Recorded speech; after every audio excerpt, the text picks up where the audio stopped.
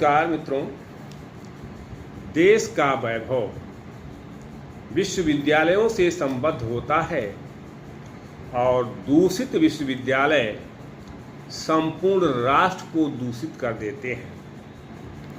इसलिए हमें विश्वविद्यालयी शिक्षा में सुधार पर विशेष बल देने की आवश्यकता है।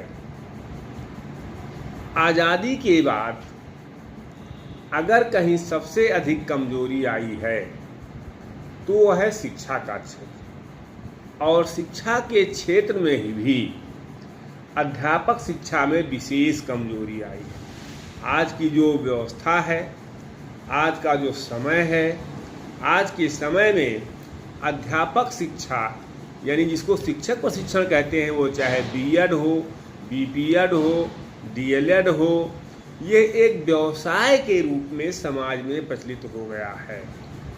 इसको अन्य कोर्सों की तरह नहीं करना चाहिए। इस पर समाज को भी और सरकार को भी ध्यान देने की आवश्यकता है, क्योंकि ये सीधा समाज से जुड़ा हुआ सामाजिक मुद्दा है।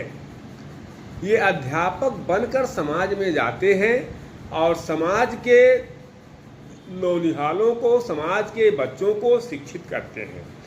तो जिस तरह से अध्यापकों का प्रशिक्षण हो रहा है, अध्यापकों के प्रशिक्षण में जिस तरह से गिरावट आ रही है, उसका सीधा असर समाज पर दिखाई पड़ने लगा है। आने वाले दिनों में अगर अध्यापक शिक्षा में सुधार नहीं किया गया तो समाज में विकृति फैल जाएगी। समाज में जिस तरह से आदर्शहीनता, ज्ञान शून्यता, चरित्रहीनता, भ्रष्टाचार, क्षेत्रवाद, जातिवाद, भाषावाद, परिवारवाद का बोलबाला है, उसको अगर कोई दूर कर सकता है तो अध्यापक ही दूर कर सकता है। हमारा जो देश है, हमारे देश में ये परंपरा रही है, मातृ देवो भव, पितृ देवो भव, आचार्य देवो भव। आचरण किससे मिलता है? आचरण आचार्य से मिलता है।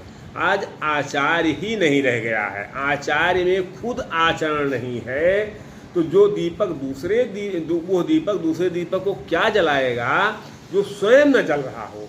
तो जब हम आचार्यों का निर्माण यानी अध्यापकों का निर्माण ही गलत तरीके से कर रहे हैं, केवल एडमिशन और एग्जामिनेशन, ये किसी से छुपा नहीं है। किसी को अरबपति बनना है, 200 बीएड कॉलेज खोल दीजिए, 300 डीएलएड कॉलेज खोल दीजिए, अरबपति बन जाइएगा। ना अध्यापक रखने की आवश्यकता है और ना कुछ करने की ज़रूरत है। एडमिशन हो जाएगा और उनसे मोटी फीस ले लीजिए और उनका एग्जाम फार्म भरवा दीजिए, वो ना आने का भी पैसा वसूल लीजिए, तहसील लीजिए, और जो है वो ऐसे तैसे करके चोरी करके पास हो जाएंगे और अध्यापक के